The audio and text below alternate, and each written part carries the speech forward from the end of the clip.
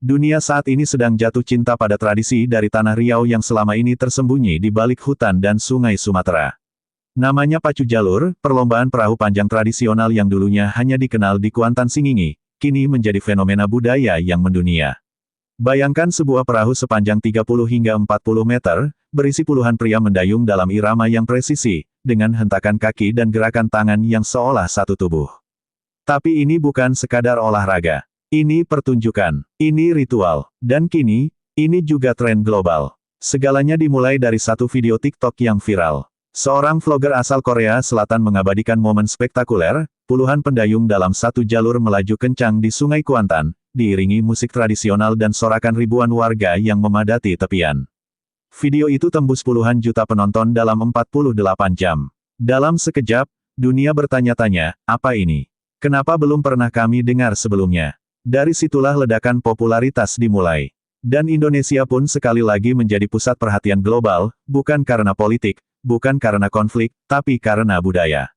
Yang membuat heboh bukan hanya netizen biasa. Artis dan atlet dunia pun ikut merespons. Marc Marquez, juara dunia MotoGP, mengunggah video pacu jalur ke akun pribadinya dengan caption. Lebih besar dari, "They don't use Engines, but they move like machines. This is insane." Dalam vlognya, Marquez bahkan menyatakan keinginannya untuk menonton langsung festival pacu jalur jika ada jeda musim balap. Bukan hanya sekadar apresiasi, ia menyebut pacu jalur sebagai bentuk seni balap berbasis hati.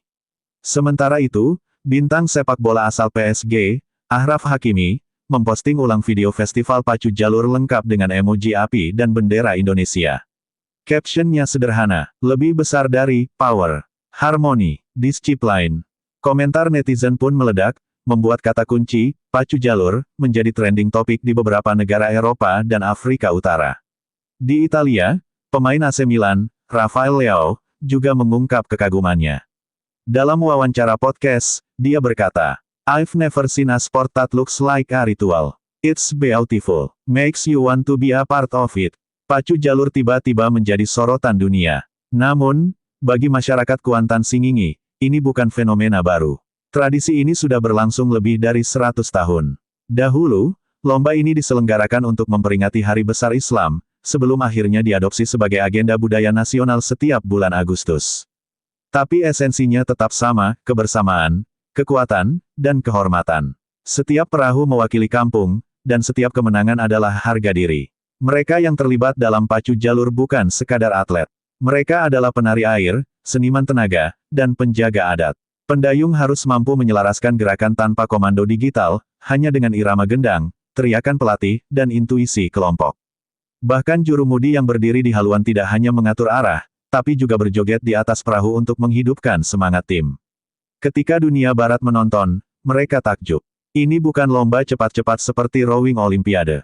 Ini seni kolektif. Ini tarian massal di atas air. Inilah yang membuat pacu jalur berbeda dari semua olahraga air lain di dunia.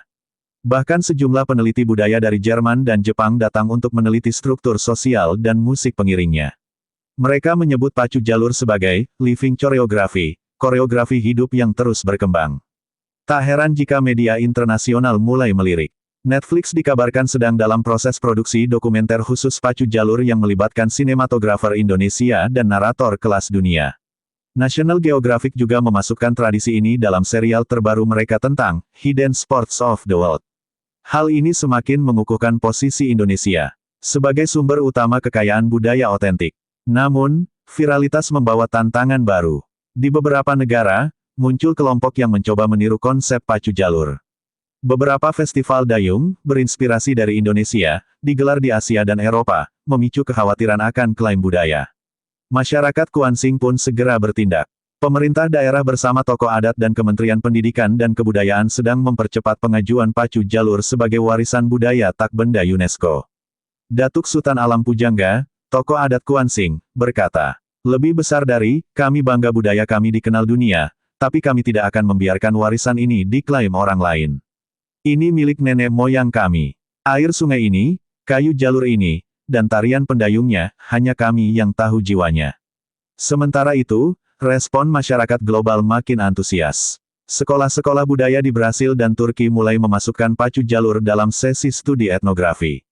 Di TikTok, Tagar pacu jalur Calenge terus meluas, dengan video reaksi, tutorial gerakan, hingga simulasi digital pacu jalur ala game.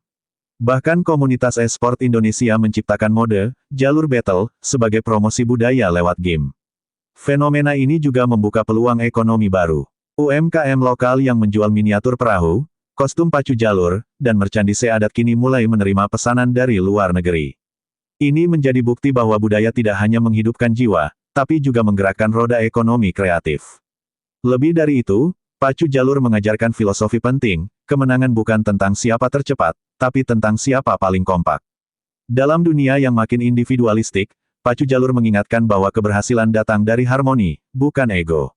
Mungkin itulah alasan mengapa budaya ini begitu menyentuh hati dunia, karena kita semua sedang rindu akan kebersamaan yang sejati. Indonesia, lewat pacu jalur, menunjukkan bahwa tradisi tak perlu menjadi museum. Ia bisa hidup, tumbuh, dan bahkan menjadi pusat tren dunia. Selama kita menjaganya dengan hati, budaya kita akan terus bernyawa dan berbicara lebih keras dari teknologi manapun. Pacu jalur bukan hanya lomba, tapi bahasa universal yang menyatukan manusia dari berbagai belahan bumi. Dan kini, saat dunia mulai meniru, kita perlu bersatu untuk merawatnya. Karena pacu jalur adalah denyut tanah Riau, napas Sungai Kuantan, dan gema jiwa bangsa Indonesia. Budaya ini tidak bisa dipalsukan. Tidak bisa diklaim. Karena hanya kita yang punya ceritanya.